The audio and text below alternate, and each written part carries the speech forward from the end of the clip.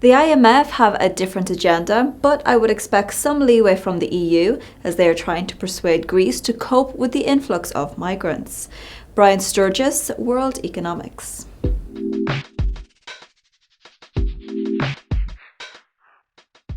The major focus this week will be on the ECB policy decision on Thursday.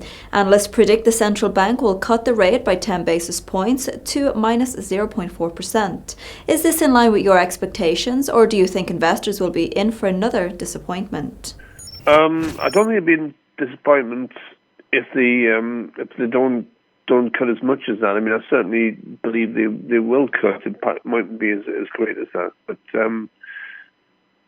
they'll be signalling if it's less that they'll be doing more in the future, because we've had the recent figures showing deflation in the eurozone.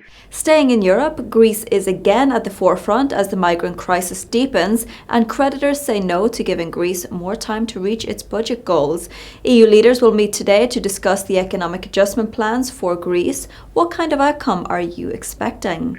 Well, I expect some leeway from the EU. The IMF have got a different agenda, obviously, but the EU are trying to persuade Greece to be able to cope with the migrants as the borders into the Balkans or to Macedonia and so on. The former Republic of Macedonia. The Greeks, as you know, don't like it called purely Macedonia. As these borders are being closed, Greece is having to cope with more and more of a problem, which should be hitting their economy. And at the same time, the EU are trying to do deals with Turkey to take migrants back who seem to be economic migrants. So the EU will have to do something in Greece to give it some leeway, but the IMF will be the problem because they don't have the same incentive. China's premier lowered Beijing's official growth target for this year to somewhere between 6.5% and 7%. Why do you think a more specific target was not given, and is 7% or even 6.5% reachable?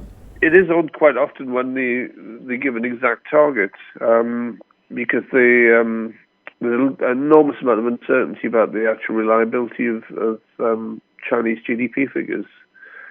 And certainly from our perspective, we've been tracking Chinese GDP for at least 7 or 8 years now, and we believe that the GDP growth is possibly even half of the official data. So whatever they come up with will be some compromise to try and cool the problems which are hitting China, but I don't necessarily believe them. We have China's trade data for February also released this week, with exports expected to contract 15% year on year. What do you expect in terms of trade growth this year? Well, it depends on obviously the value of the yuan. If there's any more pressure on it downwards, because the Chinese authorities are also trying to stimulate the economy, whilst at the same time trying to stabilize the yuan. If the yuan stays at the current levels, we're looking at about a 10% decline in trade year on year for all of 2016. Brian, thank you very much for your comments. Well, that is all from me, Louise Macaulay, for the moment. Goodbye for now.